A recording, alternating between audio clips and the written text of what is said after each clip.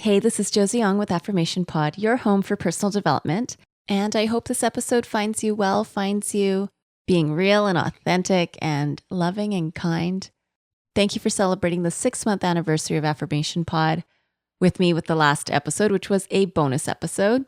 And one thing I didn't mention there that I wanted to put here is if you have any questions for me about things I shared or about me or about the podcast, feel free to just email me, josie@affirmationpod.com. Let's go to today's topic. It's an actionable tip. And you probably noticed in the title, I put dance. So what does this mean?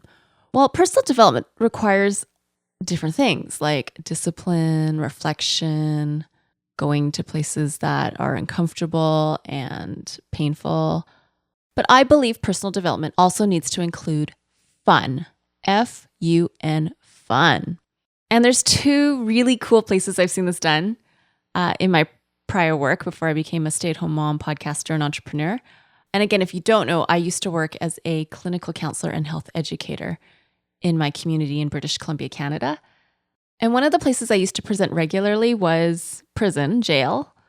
And youth jail was always an interesting time because every time I went in was a different experience. Every time I went in, I just didn't know what to expect and where the mindset and the energy of the kids would be. It could have been there was a lockdown right before I got there because there was an incident, or they could all be just really jiving and grooving and really getting along well. So in this youth custody facility that I would go to, they had a number of programs, including an addiction program where, as you can imagine, they'd go through a number of things about like what certain drugs would do to your body and the impact and all of that. But what I love is that they had a session dedicated that was called fun in recovery.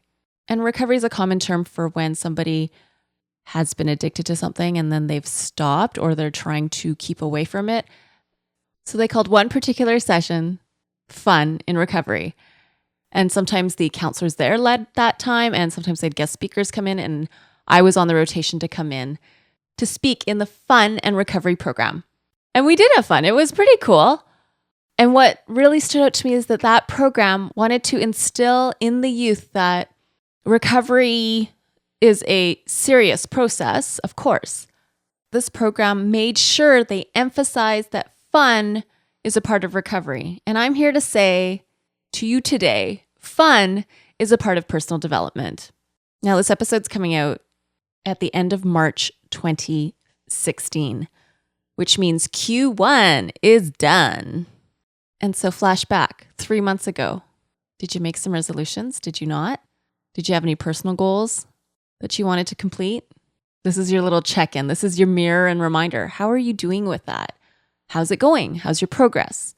And for any of you who wanted to have fitness and exercise on that list of goals for 2016, you're going to get double benefit from this episode because my actionable tip today is going to tie into that.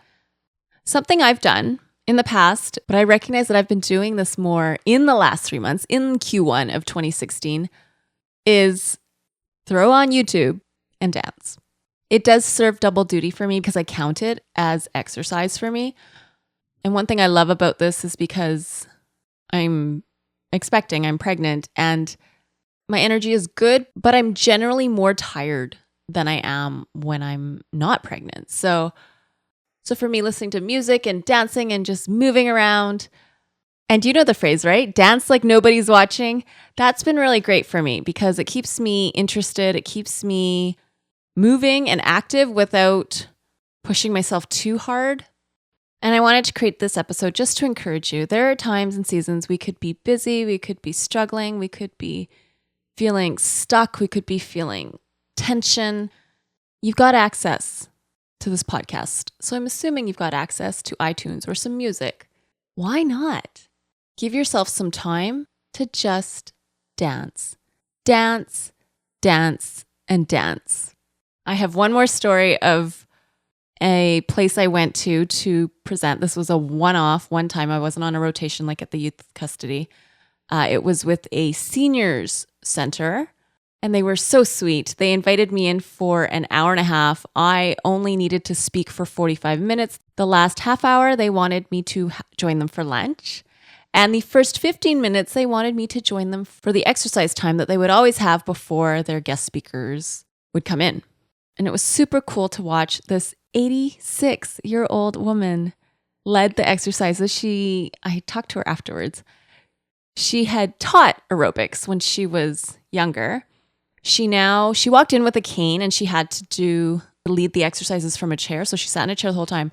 But oh my people, for those 15 minutes, it was just fun. It was exercise, but it was fun. And I don't know what the music was. I can't remember what the music was, but she had her arms up over her head and shaking. And then they were at her shoulders, shaking. And then she was like, move your shoulders, shaking. And, the smile on the faces of all these seniors or older adults, whatever the term is I'm supposed to use for them, it reminded me that at any age, you can have fun and you can dance and you can move. And it really encouraged me because I was like, you know what? When I'm in my 80s, I want to be moving just like these men and women are moving and grooving and having fun. So I know you know this already, but movement and dance, it's great for the brain. It's great for the body. It's great for the spirit. One caveat, of course, exercise and dance can be triggering for some people in some situations, and that's not to shame you and that's not to put you down in any way. It's just a reminder, if dance and exercise is something that triggers you in any way to something that has negative consequences for you in your life, I encourage you to brainstorm and come up with what is fun for you. Fun. Where you can say, here's what I'm doing for fun in my personal development. And I've included a few YouTube videos in the show notes for this episode, which you can find at affirmationpod.com/dance.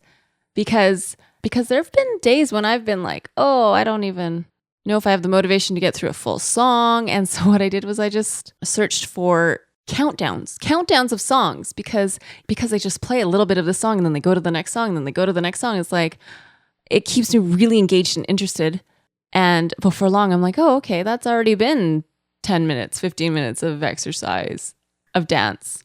I can keep going from here.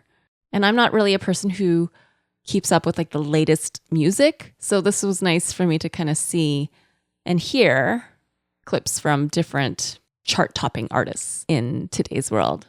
And I included one of those wedding video dances that I really enjoy watching. Every time I see it, it's cool to dance to it and to watch it.